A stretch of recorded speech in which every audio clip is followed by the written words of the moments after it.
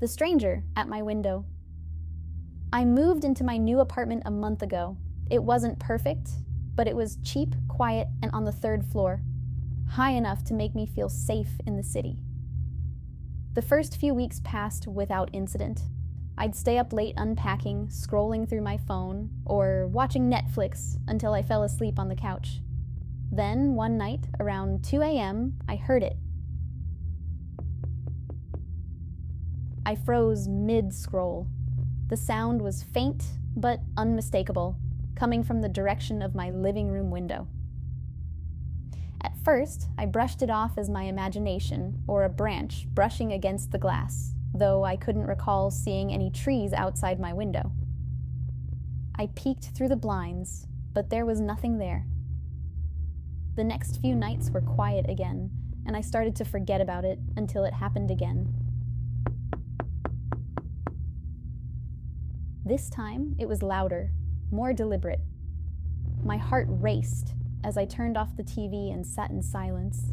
Listening, the sound came again. More insistent. I wanted to look, but dread rooted me to the couch.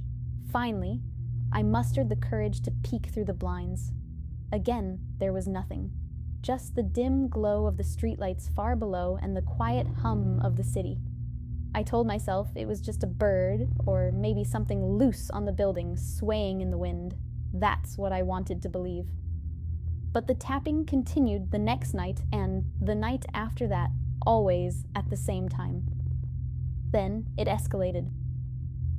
A week later, I woke up in the middle of the night to the sound of something dragging across the window.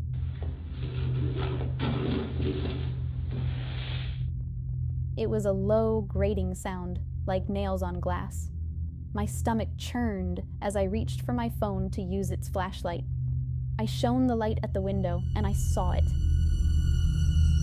A face, pressed against the glass, pale and gaunt, with hollow eyes that seemed to bore right into me. Its mouth was stretched into a wide, unnatural grin, teeth yellow and crooked.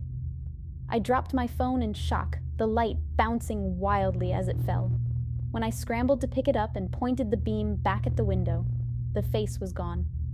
I didn't sleep that night, or the night after. I tried to convince myself it was a trick of the light, my tired mind playing games. But deep down, I knew what I'd seen.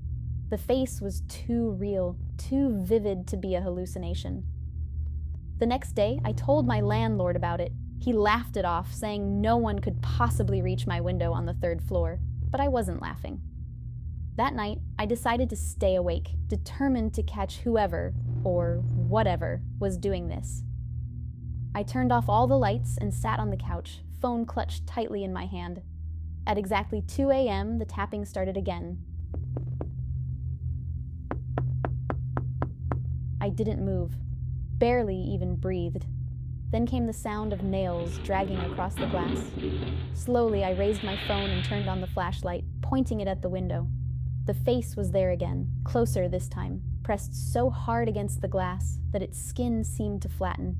Its eyes were darker than before, empty voids that seemed to drink in the light. And then it moved. It smiled wider, impossibly wide, until its mouth stretched across its entire face. Its lips parted, and I could see rows upon rows of jagged teeth, too many to belong to anything human. My hands trembled as I dropped the flashlight and scrambled to turn on the room light. When I flicked the switch, the face was gone, leaving the window spotless, as if nothing had been there. I didn't sleep that night, or any night after. Now, as I write this, I can hear it again. The tapping has started, but this time it's not coming from the window. It's coming from inside the apartment.